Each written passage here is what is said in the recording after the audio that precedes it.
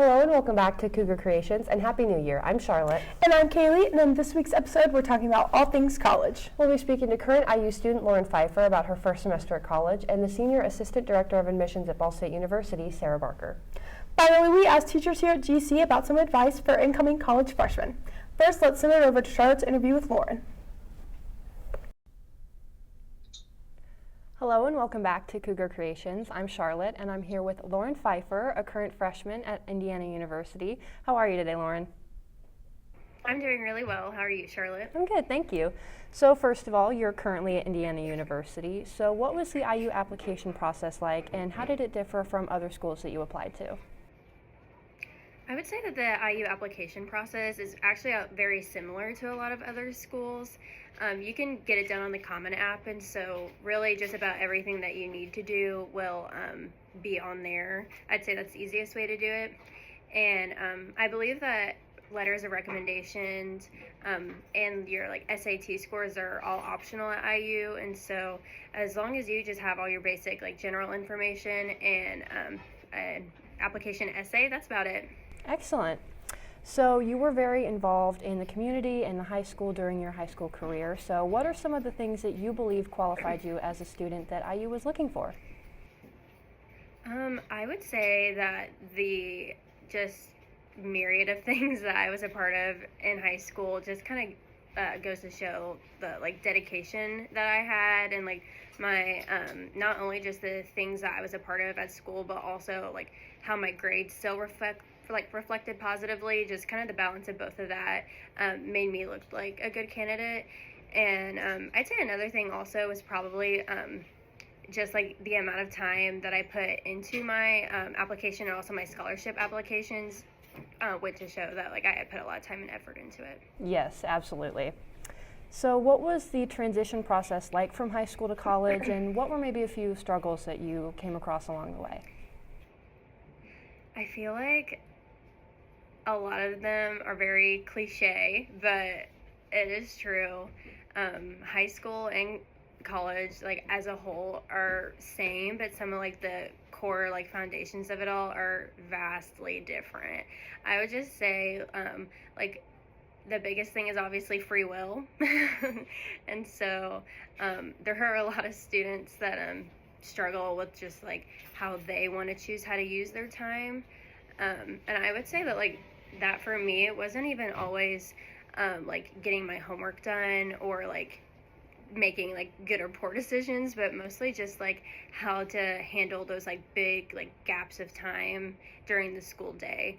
So for example, you're at school for 7 hours a day in high school, but for me, I had a class from 11:10 to 12:25 today, and then I don't have another one until 2:20.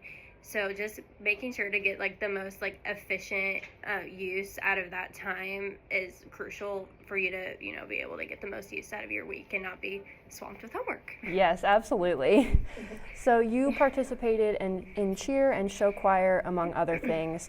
So did anything that you did in high school kind of transfer over and come with you to IU, kind of in the extracurricular department?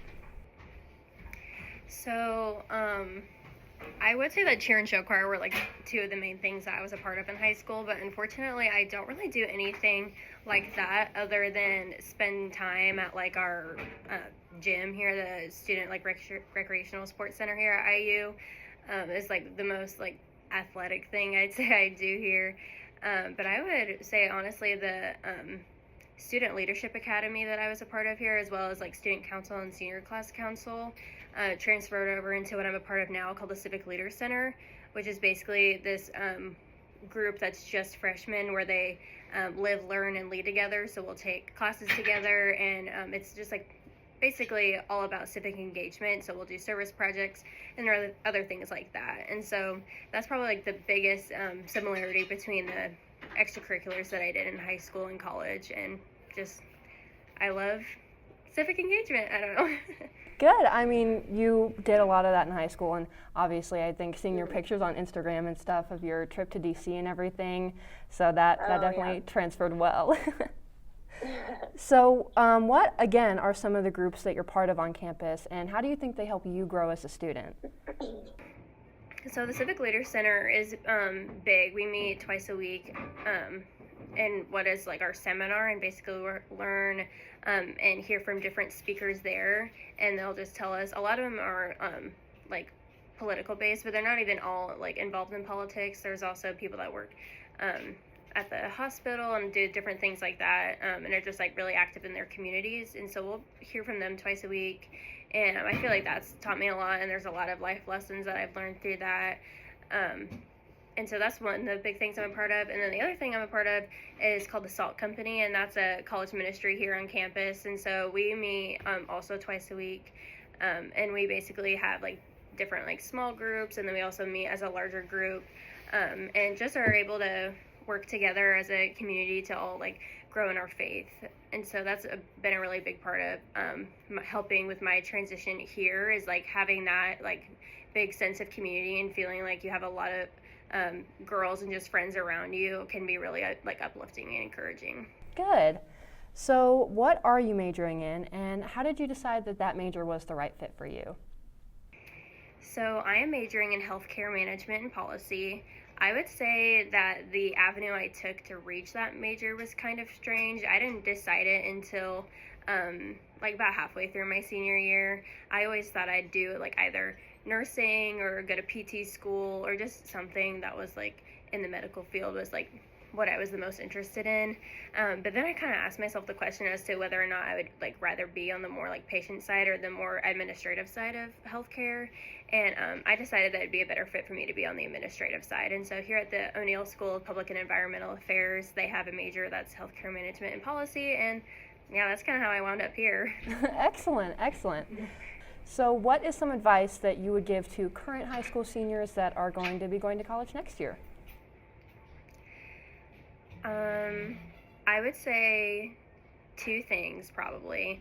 The first is definitely just to reiterate finding a sense of community, or just like some sort of outlet that like you're passionate about, or that is different from homework, because it can get really easy to like sit in your dorm room and just get sucked into like all the homework you have to do and everything that can just be like really intense and like just very overwhelming at times.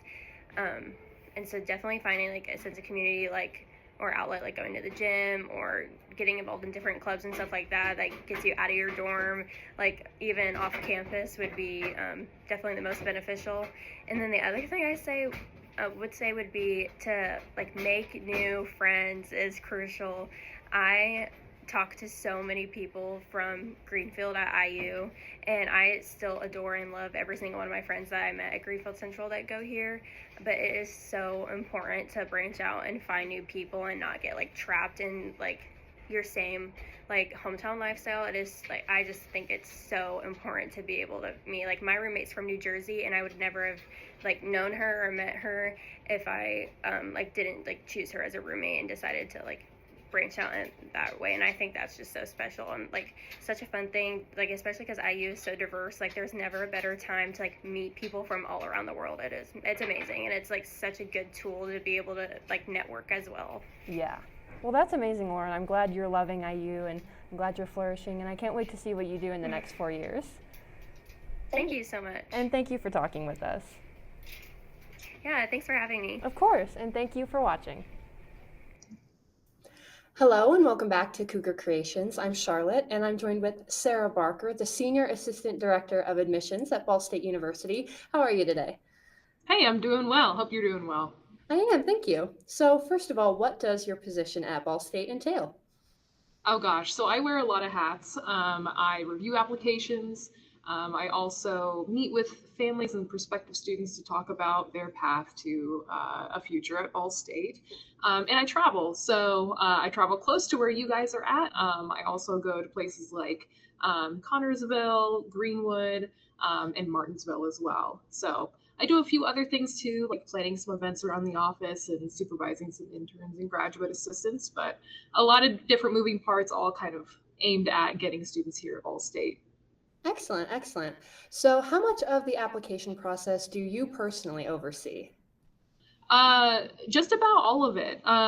So almost all of us here in undergrad admissions have the responsibility of reviewing applications, and we are all voices at the table when it comes to each year when we create a new application for the fall, things like that. We really all put our input in from things that we're hearing on the road from students like yourself, and what the needs of the university are. So from the time that a student submits their application, their transcript, all their materials, I'm communicating with them if they are confused on how to submit those kinds of things.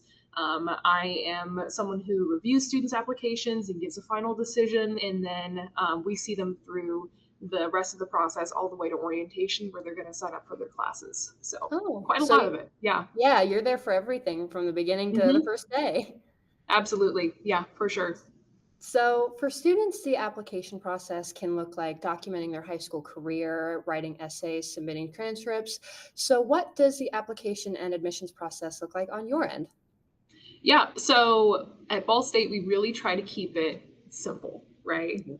We know that when it comes time to start applying to colleges, there are all kinds of things to remember, essays to write, ways to submit a transcript, and it can get really confusing. So we try to keep it pretty simple.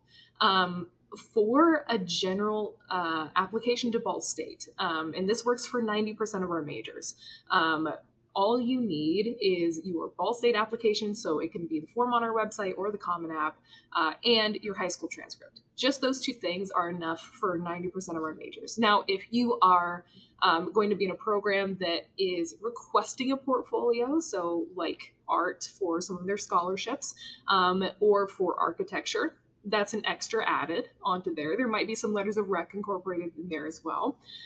Or if you're in an audition-based program, right? So if you're going to audition for something like the School of Music or Theater and Dance for our BFA program, those are going to require, of course, an extra step, which is going to that audition and signing up for that as well. But we really try to keep it simple. For any program that we have here, we are test optional. So you don't have to submit your SAT or ACT scores. If you want to, though, we encourage you to. How it works here is that you will never see a negative impact if you submit your test scores. It's always safe to submit your test scores. We only use them if they're to your benefit. So those kinds of things, that's what we do here. And it's pretty simple. With criteria when we're looking in the transcript, nothing special. We're looking at just for you to have a Core 40 diploma with curriculum wise. So no other kind of extra added things that you need to submit with that. Yeah, I remember my application took maybe 10 minutes. It was very quick, very easy. And I heard back really quick, and I thought that was excellent. Yeah, it helps us process things quickly, but still with a professional and a personal touch. Each one of our staff sits down by hand with applications and reviews everything by hand. There's no, automated application reader that we use. There's no, AI that's looking at GPAs and recommending it. It's all by hand. We sit down with your transcript in a form and we make sure that everyone's getting the attention they deserve. Wow, that really is excellent.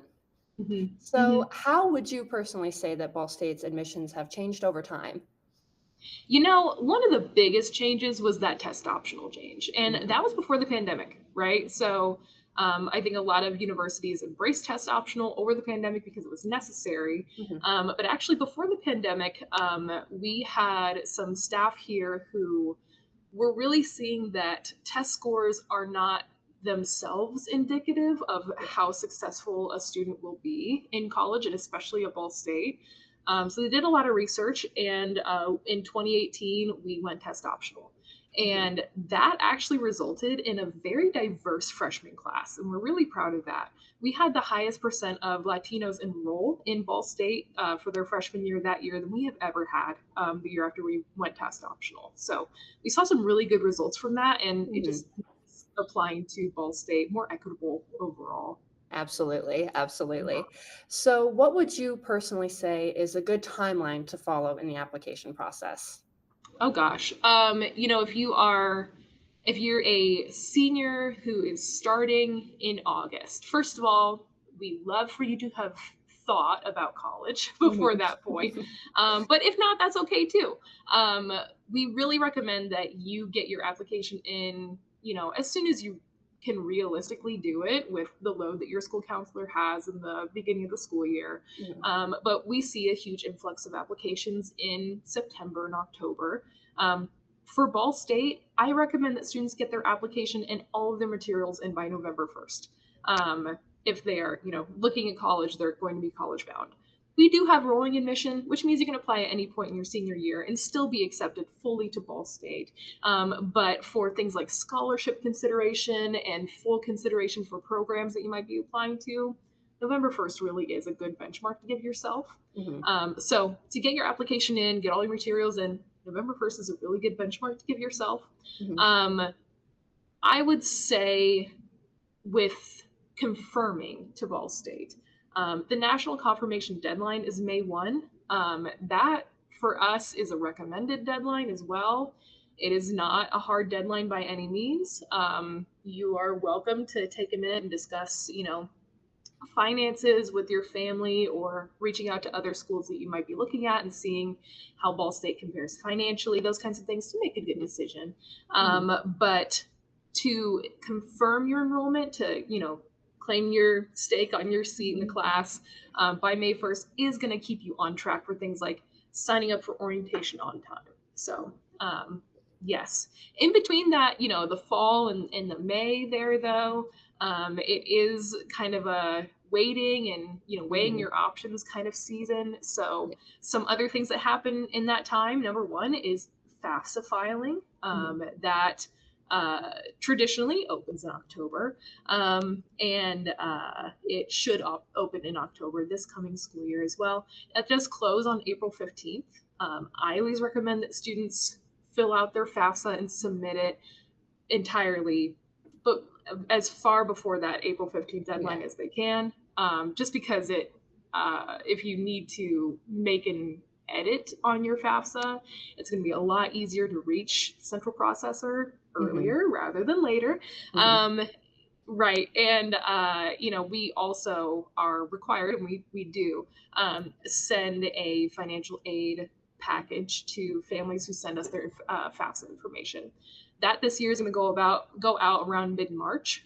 So people will be able to see what their projected cost for their first year at Ball State will be. So there's a lot of kind of weighing options in between those two things. But yeah, I would just recommend, if you are looking at Ball State, but also other universities, that is generally the timeline that a lot of schools use. But yeah, applying before November 1st for any university is usually pretty smart, unless you hear of a different deadline that's earlier. But I get asked all the time, how do I get a scholarship, right? And like multiple times a day. And my answer always, is apply on time. That is the number one thing you can do to give yourself a scholarship from the university that you're interested in. Because, as much as we like to say, and we do have some scholarships that we have a reserve we can award whenever a student is admitted if they qualify for something like a merit scholarship. But there are other scholarships that truly are first come, first serve. So, and that, outside of our admissions office, what we're able to award, that's typically how scholarships work at the university level. So applying early, applying on time, that's the biggest way you can give yourself the max eligibility for money for school. Yeah, for sure. So what do you think draws freshman applicants specifically to Ball State? I think we're unique because we are an Indiana serving a state institution. About 90% of our freshman class are Hoosiers. They're from the state of Indiana, which we're happy about. And we are also very career focused. If you come to campus, you're going to be hearing about, of course, our academics, what campus looks like, but everything points to how your college experience at Ball State is actually an investment into your future career and your livelihood and how you will support yourself as an adult past college. So that's something that draws people here. Also, we are an affordable university. We truly are. We are really proud of trying to keep our costs down for residents of the state of Indiana. And that draws accessibility, honestly, with our students who might not be able to afford a more expensive university, or things like that, they really like that Ball State is friendly to that. So for that Yeah. reason, we see a higher population of students who are low income, who are 21st century scholars, enroll at Ball State. And also for some other students, we have a very good culture of disability accommodations and disability acceptance on campus. And this started, I mean, way back when. And it is just a culture that carries over today. Our Office of Disability Services is phenomenal, and it's kind of like a word of mouth kind of thing, but folks in, especially in places like deaf communities and blind communities, word spreads about how accessible it is here on campus and how those students have a fair shake of learning just the same way as able people do. So, yeah. And kind of going along with that, how do you engage with students and get them thinking about college and especially Ball State? Oh gosh, in so many different ways. So many different ways. So a lot of it starts, before admissions ever comes into play, right? So a lot of it is the brand recognition, right? Like most people in Indiana, and especially in Central Indiana, have heard of Ball State from the time they're a little kid, right? Which is great. So you know of the university. When it actually comes time to think about college in a serious way, though, personally, what we all try to do here in admissions is reflect the culture of campus wherever we go, right? So that's a big reason why we travel. I am going to, if I get a classroom to talk to, I am not going to, I guess, harp on the academic portions of our classes. I am more going to talk about, this is what campus is like. This is, me standing in front of you and the way I'm talking to you is a representation of how people will treat you on campus, so that students are able to discern what's the best fit for them. I say this knowing that Ball State is not the best fit for everyone, and that's okay. And my other friends in admissions at other institutions, they would agree with me as well. Not every institution fits every student, and there is no school that is one size fits all, right? But by showing, I guess, kind of how we are authentically, starting with being on the road, but later on having events on campus where we're trying to showcase maybe the parts that typically resonate with students. We're trying to just open doors for students to be able to visualize themselves here and see this as like the next step in what they're going to do after college. So. Yes, absolutely. So Ball State's acceptance rate fluctuates from year to year. So what do you think contributes to that? That's a great question because there are a number of things that contribute to that. I would say during COVID, it definitely was us and other institutions were very much at the mercy of who applied and what we could do there. But other times, it is a result of shaping the class. And there's a lot of like institutional nitty gritty that I won't go into there, but we can set essentially an acceptance rate, but also just the size of the freshman class based on our admissions requirements and based on things that we prefer to see in maybe a student's transcript or things like that. So some of it is, we want a healthy size freshman class, but we also want a class that fits the university because admissions is also responsible for retention as well. We would love to admit every single student, but at the same time, are those students going to be able to make it on campus? And that's something that we're looking at as well. So yeah. And finally, what do you think some of the most important things to include on a freshman application are? Good grades. I would say number one. Get your grades. My gosh, and get your grades through your senior year as well. That is very important. But I would say, when it comes to things that aren't just the cut and dry, right? Things that aren't just like your personal information in your transcript. I get asked sometimes, like, what should I write about in an essay, or what should I include in my school activities portion of my application? And I always say to talk about something that shows your character and not something that shows your achievement, Mm-hmm. right? Because that what schools are looking for in your kind of description of yourself is to see how well you fit with the campus community, essentially. I would recommend looking up the school's core values, Mm-hmm. and seeing where your experiences line up with those. But I didn't always work at Ball State. I used to work at some other schools, and we we used to take those kind of essays to heart, and Mm-hmm. things like that. And they weighed very heavily in that application process. Can't say the same about Ball State. We do consider them, but not as heavily as I did at other institutions. Mm-hmm. And I would always prefer reading an essay about how a student would go to work and give, half their paycheck to their mom to help with rent, Mm-hmm. rather than a student who said, I was the captain of the football team, and that's why I deserve to be enrolled at your university. Yeah. Nothing against sports, nothing against that. It could be achievement of any kind. Like, Mm-hmm.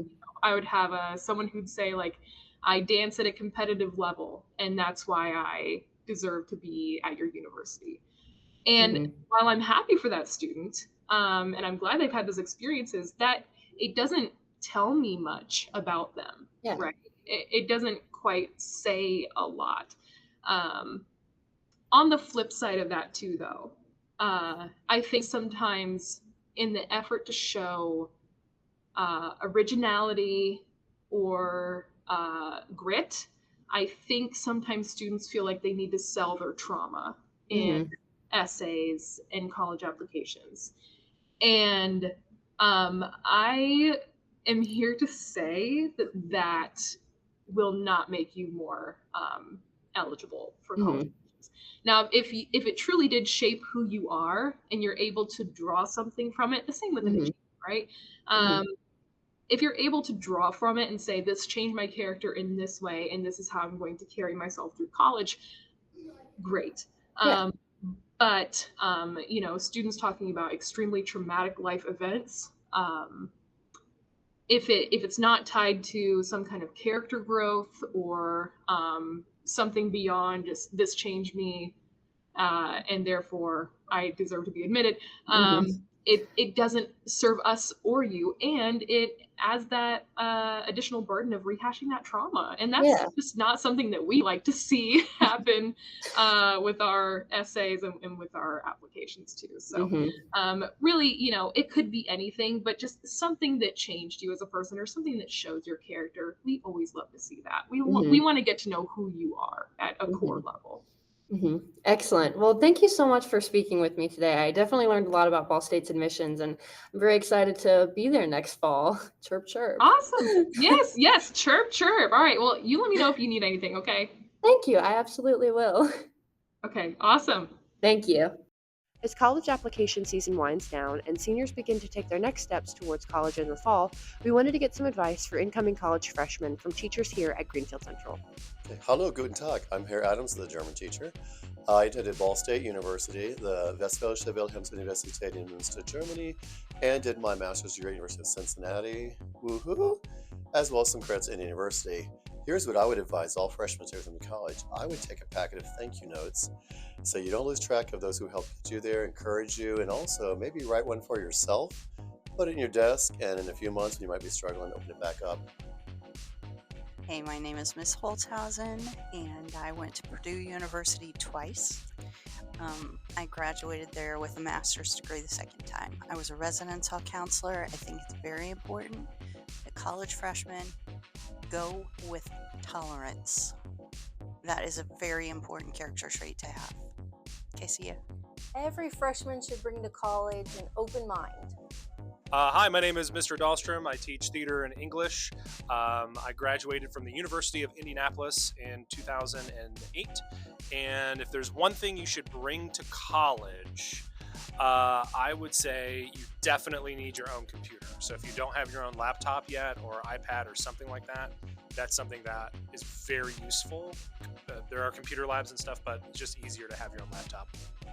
Hi, I'm Mrs. Flynn, and you're essential for college, a toolkit, because you never know when you might need a screwdriver to fix something that you broke.